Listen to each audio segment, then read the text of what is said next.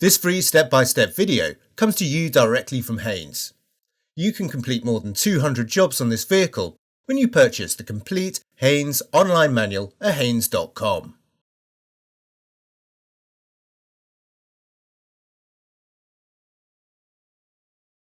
Pull the bonnet release lever located by the passenger door sill.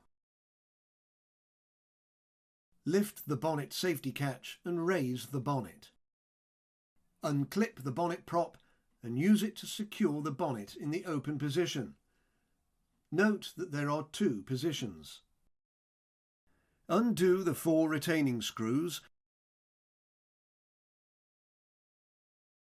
and remove the cover of the air filter housing. Lift the air filter element from place, noting which way around it's fitted.